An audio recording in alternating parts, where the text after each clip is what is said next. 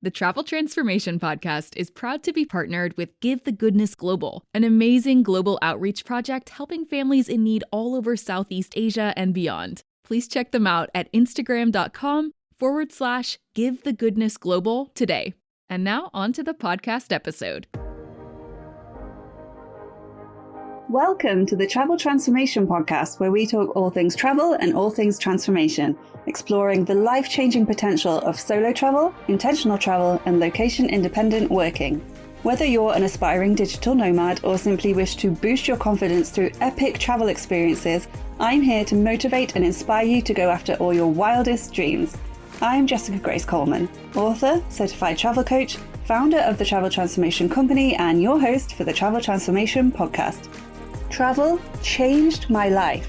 Now let's change yours. You ready? Let's go. Welcome to the Travel Transformation Podcast, the podcast where we talk all things travel and all things transformation. My name is Jessica Grace Coleman and I'm your host. And today I'm talking to Wanderlust retreat facilitator and travel coach, Gina Cambridge. After solo traveling in her 40s, Gina noticed how some women wanted to travel but just didn't know where to start, either because they had no one to travel with or because they lacked the confidence to do so. Relatable. So she founded Wanderlust Solo Women Tours, allowing her to share her passions for travel, meeting people, and self-empowerment. Starting with local retreats in New Zealand, she went on to host 3 retreats in Bali, with a 4th coming up in October of this year. Gina is excited to share her knowledge and inspire other budding solo female travellers to hit the road, no matter how old they are. In this episode, we discuss solo female travel in your 40s and beyond, WWOOFing, Workaway, and other ways to fund your travels, and Gina's retreats, which sound amazing, especially the part about releasing baby turtles into the wild. So cute. We had a great conversation about all things travel and all things transformation, so let's get straight to it. Hi Gina, thank you for coming on the podcast today. How are you? I'm good, and thank you for having me. It's really great to be here and, like I said, see you virtually in person after connecting in the online world. So it's nice to be here and I appreciate being invited on. Oh, thank you. Thank you for coming on.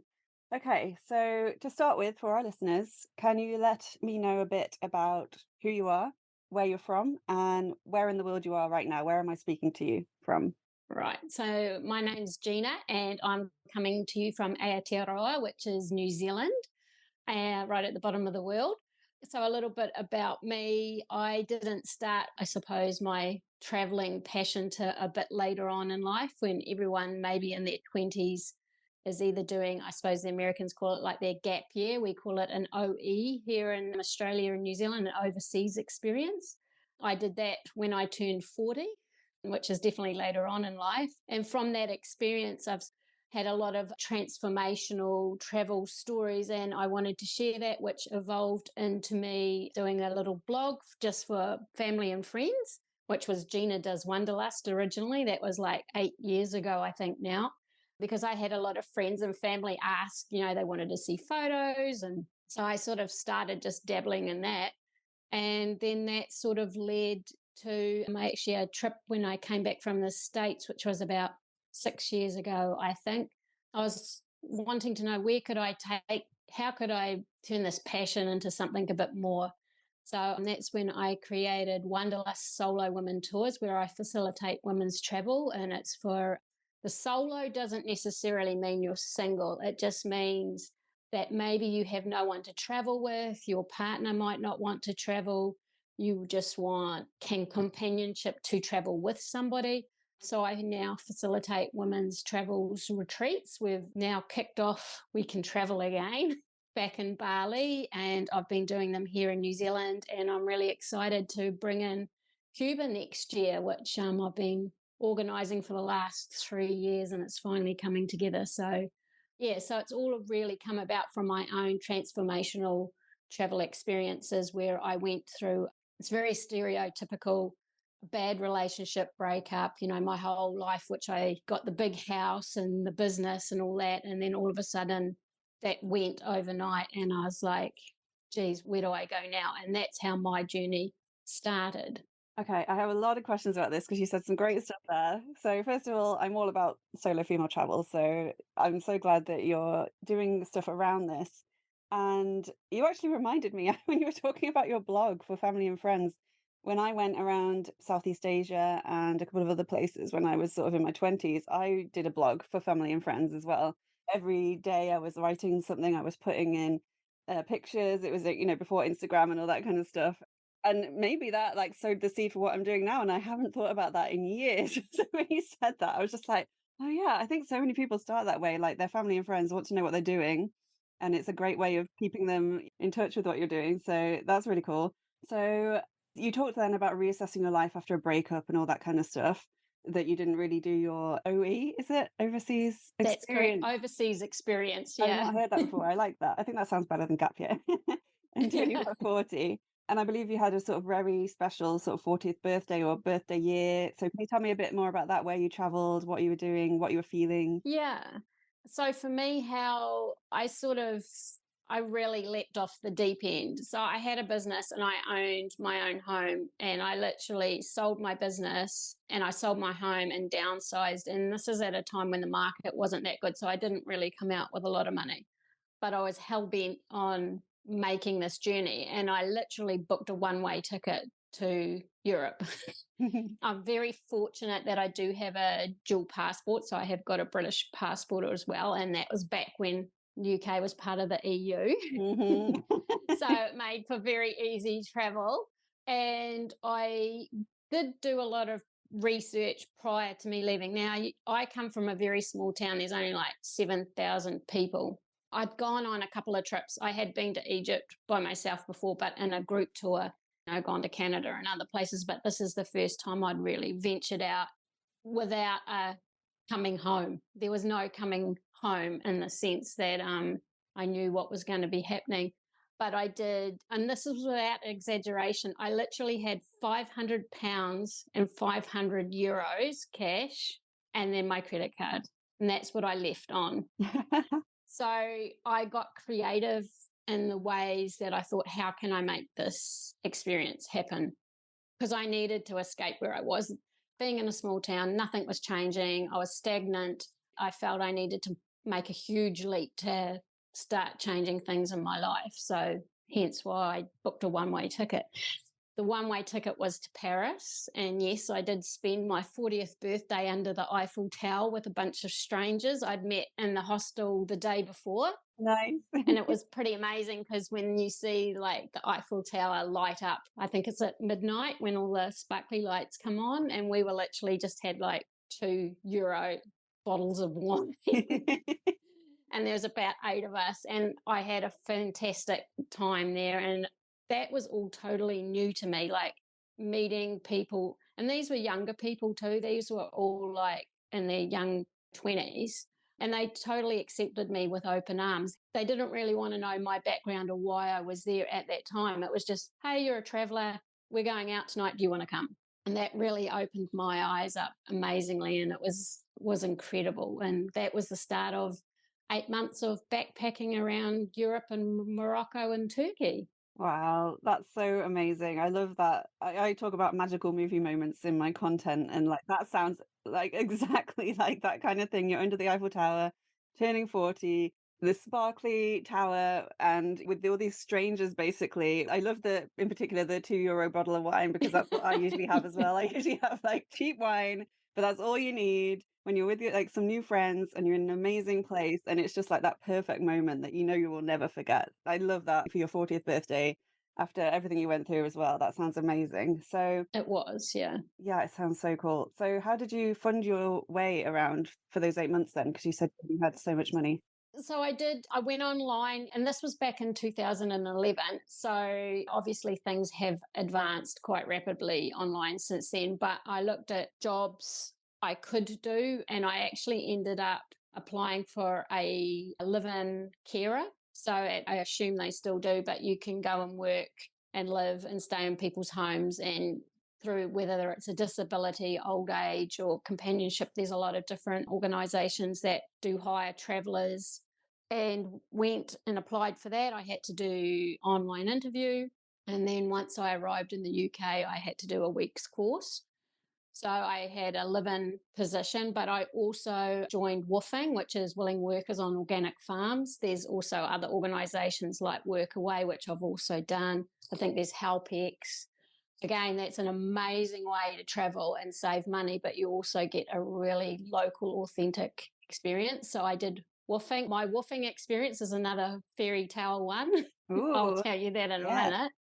So that's how I funded it. I literally worked, in a sense, my way. So I did 3 months solid live-in carer. It was very hard work. At that stage, I'd never even changed a baby's nappy, and I went into basically a full nursing care position. So it was quite full on. Where I stayed was a little place called Orpington in Kent. Sounds cute. I had these romantic visions of Orpington and Kent because it was in Kent and it was nothing like what I envisioned. Lovely people, but it was incredibly hard work. I worked 7 days a week for 3 months. So I got 3 hours off a day, but it was worth it. One, it really threw me in the deep end. I really had to rely on my own resources right off the bat. It was isolating. So I had to find ways of being comfortable in my own company and fill in my time. I'd end up going in my 3 hours. I can't believe I'd bike. They had a grandson's BMX bike that Oh, they wow. had.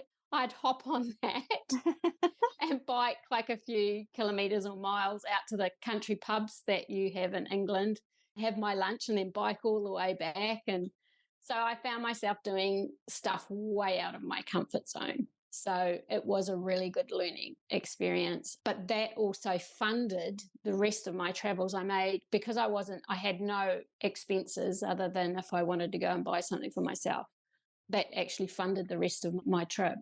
Nice. So it was worth it for that. And also, like you say, you're learning so much out of your comfort zone. You're building confidence. You're showing yourself how capable you are and what you can do. And even if it's a hard situation, you can always get great things out of it. So that sounds amazing. So tell me about this woofing thing then, because I never woofed myself, but I often go on Workaway. And you know, when you sort of like dreaming about getting a house or something and you go on you look at houses online. I occasionally go on Workaway and like look to see what's available. And I'm like, what could I do? So there's so much out there. Workaway is So, amazing. yeah. So yeah, tell me about yours. Yeah, I've done Workaway as well. I've actually done Workaway in Tuscany. So I've done woofing and Workaway. I've done it in Wales, Tuscany, and in Morocco. This is where I love to promote slow travel because we're very privileged to be able to travel. It's all very well to look at Instagram and Facebook and see all these amazing photos and us living our best lives, traveling to all these exotic locations. And I do know people think, oh, you must be rich to do that. I definitely don't have a lot of money, surplus money to be traveling, but I try and find creative ways to do it. And quite often that means slow travel rather than rushing around and staying short times at flashy resorts or expensive hotels. I tend to slow travel, which means doing and having the opportunity to do things like woofing or HelpX or Workaway. So my woofing experience, so they're all websites or communities you can join. And just like any online community, there's vetting processes. Join woofing or Workaway, you have a profile. The people who are looking for the workers have a profile. And I always recommend emailing a whole bunch because some places where you can work or volunteer, I should say, the real good ones are very popular and they're quite often booked out a long time in advance. And it's really good to build a rapport with whoever's got the property. And that way, okay, you might not be able to get in this year, but maybe you can get in next year. So start an email conversation. So my woofing one was in Wales, just on the outskirts of Brecon Beacons. It was on a beautiful 17th century estate. Ooh. Very much Pride and Prejudice. If you imagine that when I drove in, I was like, oh, yeah, it was pinch myself. When my hosts picked me up, it was so amazing. They picked me up from this tiny little train station in a Land Rover, and it's just the typical English, you know, the high boots and the tweed jackets and all this. I'm just trying to think of the name. It was a circus was in town, but when I mean circus, it was like the traditional 18th century, like pantomime circus. And they took me to that. And that was my very first experience with them. And they treated me to that. And then we arrived at this place and I was like, wow. And I worked in the walled garden with a gardener called James, who was Okay, gorgeous. this sounds like a movie. It's a Mills and Boons book. Yeah, no. And they grew organic vegetables and that, which supplied a lot of the restaurants. So I worked 8 hours a day and harvested a lot of lettuce, and we'd do mixed salads and do all that sort of thing. It was an incredible experience, and they were lovely, lovely people. And I got to explore the Brecon Beacons in my free time. And then at the end of my travels, before I was actually coming home, after I've left my Workaway experience, I messaged them and just said, I've got some free time. And they said, hey, look, can you actually come back and house sit for a while and look after the dogs, because we're going to be away. So you end up building up these great relationships. And who wouldn't want to spend, a month in a 17th century Oh my gosh, estate? that sounds amazing. Yeah. And it was, again, a really great experience. I learned a lot about gardening, and I got to make an amazing proper bean pole structure, planted all these beans, which never matured, but it was a great experience. So, yeah, I'm very lucky I've been able to do, that and work away in Tuscany and also in Morocco, which I've had helps you really connect with the locals, and you get to areas that tourists aren't necessarily in. So you see a totally different side of a country.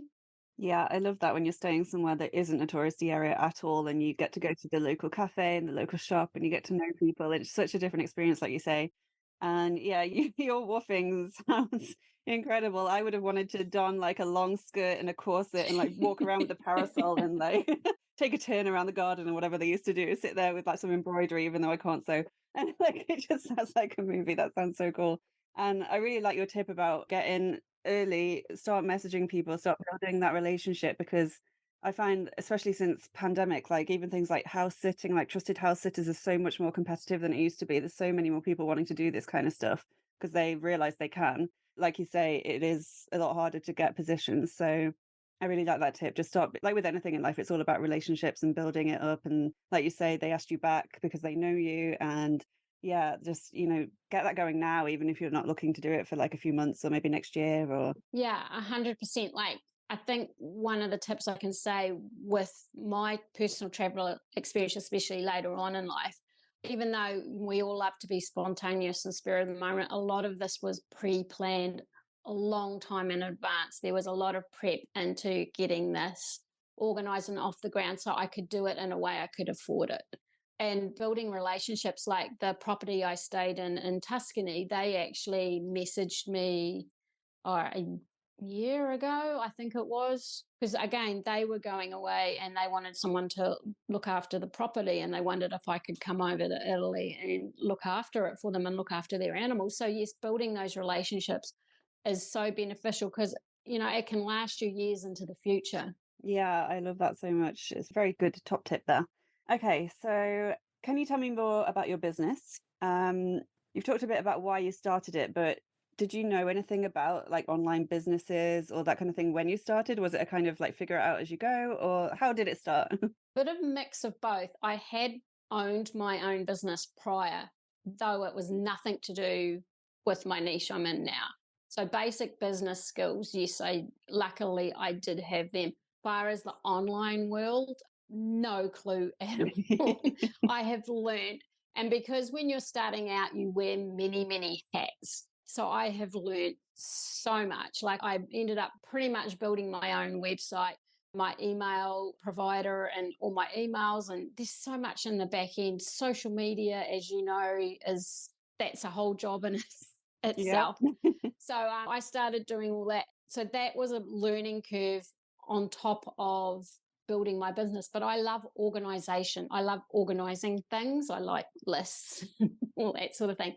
So it seems to have come, I actually really enjoy organizing the trips. That's something, and that's leading into, like what you do. I'm starting to do my travel coach certification because it's all part of sharing that knowledge. And I wanted to make my travel experiences that I provide more than just a booking. You're not just a booking number. You can book a group tour and it's very generic sometimes, even though the experience can be amazing. I wanted this to be a lot deeper than that.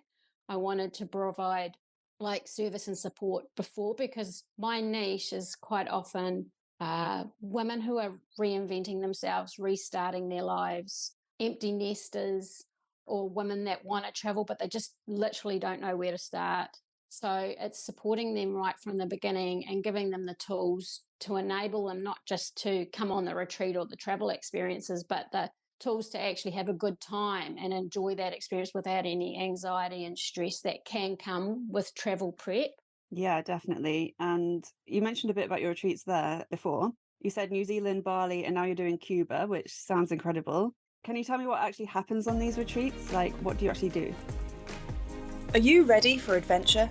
Are you ready to become location independent? Are you ready to create your ultimate dream lifestyle? Then I have just the thing for you. The Flip the Script Academy with me, Jessica Grace Coleman. My online academy, which is bursting with life-changing courses and resources, is for anyone who feels stuck in life, wants to make a change, would like more meaning and purpose in their life, wants to shake things up, especially after the pandemic, wants to start or grow a business or side hustle they can run from the road, wants to incorporate travel into their lives in all kinds of different ways, or is simply ready for an epic transformation. For more info, just head to traveltransformationcoach.com/academy. And now, back to the Travel Transformation Podcast.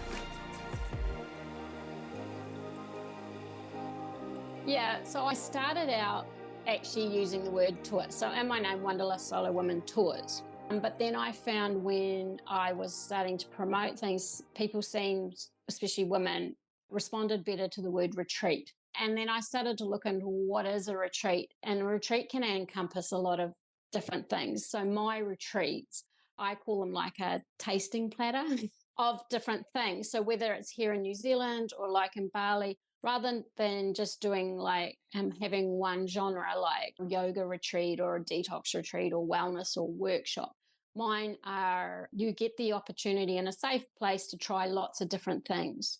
So like in Bali, we go to the Pyramids of Chi where we go and do a sound healing. We go e-biking.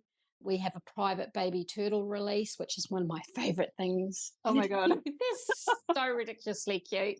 And it's for a good cause. We have a cooking class.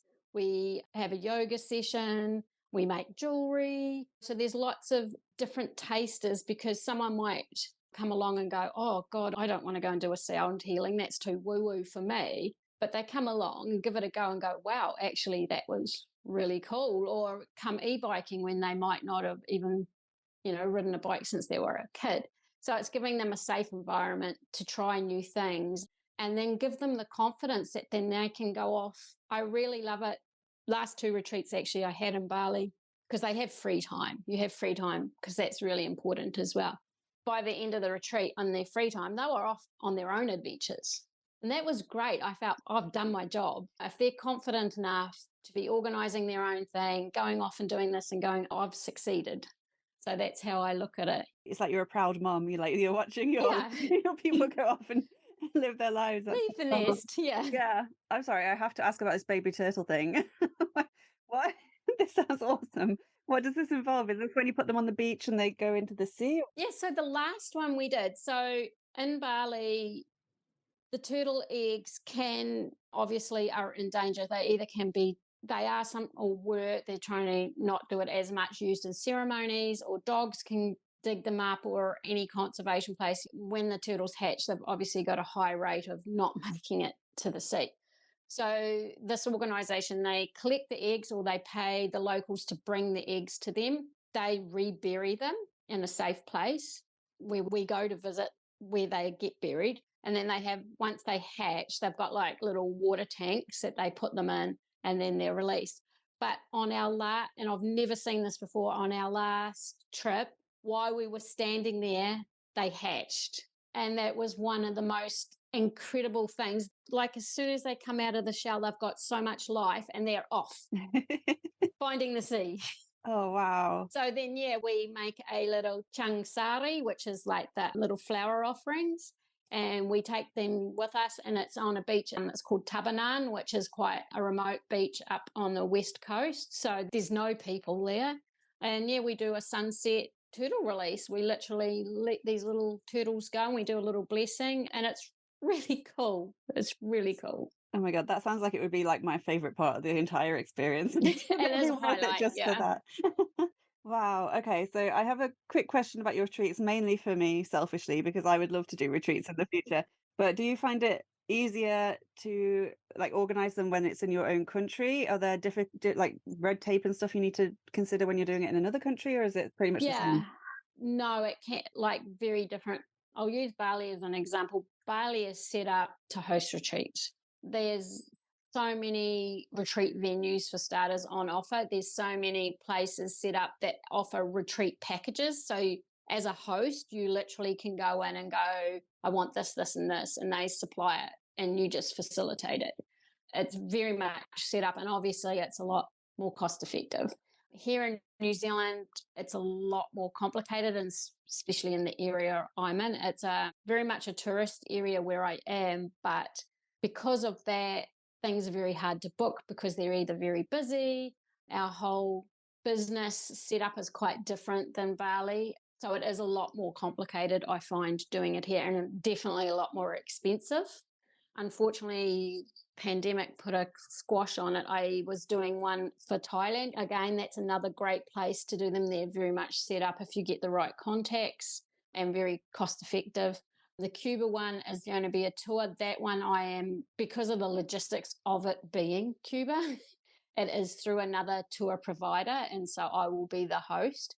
And so it will be operating under that tour provider, but I will be facilitating and helping the ladies because it's a little bit more complicated than just hopping on a plane and arriving. So facilitating the back end, I suppose you could say, of how you can get there and the procedure and that. But there's a lot people don't see when you're running retreats. I think I've actually heard it on one of your podcasts about someone else who hosts things. People think you're going on a holiday, but I'm working.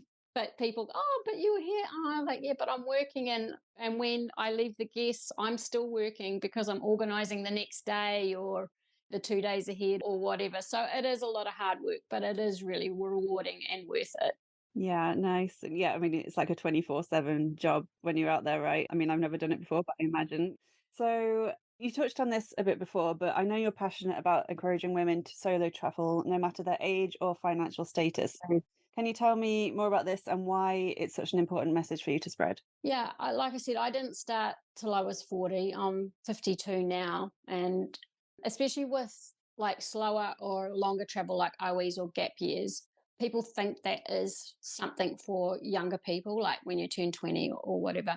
Slowly, things are changing. There is a lot of women that are going, actually, I am going to have a break from my job for a year or 6 months and go and spend this time on myself. And I think it's a really important thing to do, especially when you've had kids and then they've left home or you're at the end of a relationship. You're definitely reevaluating who you are. And it's a really transformative way to find out who you are. And I think we have those stereotypes that once you turn, especially like, for example, in your 50s, you're not supposed to be doing stuff like that. You're supposed to be, I don't know what, I'm not going to say what a stereotype of someone in their 50s is because I don't want to offend anybody. But a lot of my friends, when I did it when I was 40, they were 20, they were 18. They didn't care. You know, I still have contact with a lot of these people. They never asked my age. And I think that was one of the liberating things. I didn't have any labels on me. They didn't ask what I did necessarily for a living unless it was later on in the conversation. They didn't ask how old I was. They didn't ask, are you married? You know, where's your husband or whatever, you know. They just were interested in me. And that's really liberating as well. And that financial thing, because we think, oh, you need a lot of money to go traveling. You don't have to go over the other side of the world. You can start in your own backyard and do small things. Take yourself out for lunch, take yourself out for dinner, go and watch a show by yourself, because we do tend to miss out on so many things. And I think this is where I was. All my friends had kids or children, I should say. So trying to wrangle them into dates or a time to go out and do anything, it was really, really hard. So I just didn't go out, and you end up missing out on so much. So it's just taking those small baby steps take yourself out for lunch. Join free walking tours are a great thing to do. Great way to meet friends, great way to see secret spots you wouldn't know otherwise. Join small travel groups, even if it is local, and take those baby steps. Yeah, definitely. And I can relate. And I think a lot of people would be able to relate with, like, even a lot of my friends don't have kids, and it's still so hard to get a date when everyone can get together. It's like a military operation. It's ridiculous. So you're right. Like, if you're just waiting around for people to do stuff with, you might be waiting a long time, and you should just, like you say, start baby steps, go out there, do it yourself. And you might be surprised by how easy it is and how much fun you have, even when you're on your own. And I think when you are on your own, it pushes you to talk to strangers more and make friends and have those experiences that you wouldn't have if you were there with someone else, which I really like. And I think we have similar experiences in that I ended a relationship and then started this whole travel journey at the start of last year. And I went to co-livings, and there are people there in their 20s, 30s, 40s, 50s, 60s, even older, and age wasn't a thing. Like, I've got friends who are like 20 and I've got friends who are 55, and like, it doesn't matter.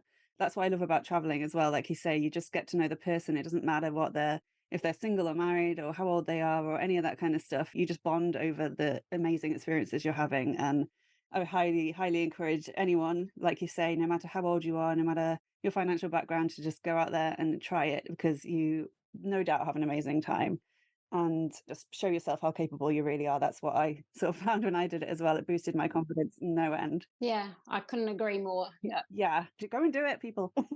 Getting all passionate about it now. Okay, so I believe you have a free guide that people can get. Can you tell me about that? Yeah, so because stress and anxiety can hold many people back from doing these sort of travel experiences, and I'm very much into holistic and conscious travel as well. That's something else I'm really passionate about. So I put together a guide of like holistic tips to help you relieve stress and anxiety. These are just like reflexology, mindfulness, and you can use them on the plane or just trains and buses and all that sort of thing. And it's just some basic travel tips to help relieve those sort of things. So I have a little freebie guide, and so I think you might pop it down somewhere. So if you want to download that, you're quite free to. It just means you can join the community, which is the Wanderlust Solo Tribe, which is on Facebook. Okay, yes, I'll definitely put that in the show notes. So check that out if you want that free guide. It sounds awesome. And do you have any sort of countries or places that are top of your bucket list right now that you've not been to? Not been to. Well, it was really funny last year. It was last year, year before. I get mixed up with COVID Yeah. halting everything, because we were supposed to be going to India and Nepal. We actually ended up having to cancel that twice because of COVID. Then, ironically, I thought, well, we'll pick somewhere totally different where nothing's happening. So we picked Eastern Europe, and then something happened. Yes. Won't go into that. So we ended up changing it. So, yes, still India and Nepal. Machu Picchu, I still haven't done that. There's always somewhere new. I've never been to Greece. Like, I've skirted around Greece. I haven't been yet. So yeah, India and Nepal I really want to go to. I'd love to go to Tibet. Very complicated again to get into. So yeah, there's always more places to visit. Exactly. And always more places that you want to go back to as well. Like, I asked you your favorite places and you said Cuba, Jordan, and Bali. And obviously, I know you're going back to Cuba, and you've talked a little bit about Bali as well. Why did you choose those places out of the ones you visited? Yeah, so Cuba, I went back in 2015, and it's with the same tour company that I'm going to go with next year. I went by myself when I went, and I went via Spain, actually. It's really easy to get into if you're going from Europe, just as a tip. Even find it hard to explain. It's such a complex country, but if you're into art, culture, architecture, it just incredible. I love the architecture there. The people are incredible. If you're into dancing, blows your mind. All of them can dance. It is like you see in the pictures. There are all those 1950s cars. There are the cigars. There is the music in every corner around Havana. It is incredible and very, very safe. It was one of the safest countries I felt that I've ever traveled. Nice. And Sorry, I just got distracted. Jordan was the other one. I was Yeah. like picturing Yeah. Havana. I was like, I've never been there. It sounds, incredible. It is like you see in the pictures. Yeah, it isn't exaggerated. It is like that. A lot of it is crumbling down, but it's got a lot of incredible history. And I highly recommend making the effort to go. Like, if you imagine travel, like, I keep forgetting I'm getting older, like even 30 years ago, take away the internet and imagine, take your Lonely Planet guide book. Yes. That's another tip. That's how it is. And that's actually another special thing about it. It is like going back in time. Wow. And you are relying on your own resources a lot more than, we're so privileged now. We just get on our phones and book everything and look everything up. And so, yeah, that's highly recommended. And the other place I went to last year that I found really amazing and safe for female travelers was Jordan. I'd always wanted to go to Petra, so I ticked that one off my list. Jordan was amazing. Amman I found incredible, very cosmopolitan, very arty. Look, if you're into street art, which I think you like as well. Yes. I am. There's actually a free, it's called Underground Amman walking tour. So again, walking tours are really cool, but it goes around all the street art in Amman. But Jordan in general, if you're into history, which I love ancient history, so like going to Petra, just, when you see something in pictures a lot and then you get there and it's a little bit disappointing because you've seen it so much, that it blew my mind. It's way bigger complex than just the treasury, which is the famous photo we all see. It's just amazing. And we stayed in Wadi Rum. It was all amazing. Loved the people especially. Wow. Yeah, that sounds great. So do you still do retreats in Bali, or are you focusing just on... Yeah. So I've got another one coming up this October, which I've only got one spot left. And then I've literally just scheduled in the first date for 2024, which I think's the end of May. So I haven't even released that one yet. So that's coming up for 2024. And then I've got a retreat coming up here in New Zealand, which is, that one's this weekend. So a bit short notice for anyone around New Zealand. So that's really exciting. So October for the next Bali one, Bali 2024 in May. And then Cuba will be in November because I'm trying to work it around the good season to travel there outside hurricane season. Very important. Okay, so that brings me to my last two questions, which is, first of all, where can people find and follow you online if they're interested in booking your retreats or just finding out more about you? And then is there anything else you want to mention or any other message you want to get across before we go? So you can find me on my website, which is Wanderlust Solo Women Tours.com. So it's Wander, W-A, not Wander, W-O. And on Instagram, it's Wanderlust_momentum. And on Facebook, it's also Wanderlust Solo Women Tours. And I will have Wanderlust travel coaching coming very soon as well, which I'm really, really excited about. And I suppose the main message is, don't let your age hold you back from having amazing transformational travel experiences. And travel can be transformational. I just see that when I go on retreat, these women come away for 8 days and I see amazing transformations. And some of it, it's quite deep and a little bit traumatic for them, and there's a lot of healing going on. People come away and use travel for many different reasons. Some is to escape grief or to get over grief, healing process for different things, just to reevaluate their lives. So it's more than just can be a lot more deeper than just having a holiday and sitting by the pool sipping cocktails. Not that there's anything wrong with that. And that's always fun to do that too. But it really can be a wellness tool as well. And I just don't want people to feel it's inaccessible for them. There are ways that you can use it as well. Yeah, definitely. I could not agree more. Great message to end the podcast on. Thank you for coming on. I did have more questions, but I was enjoying our conversation so much that it just kept going off in random tangents. But I really enjoyed our conversation. So thank you for coming on. No, thank you for having me. I've really, really enjoyed it. Thank you. Thank you for listening to the Travel Transformation Podcast with me, Jessica Grace Coleman.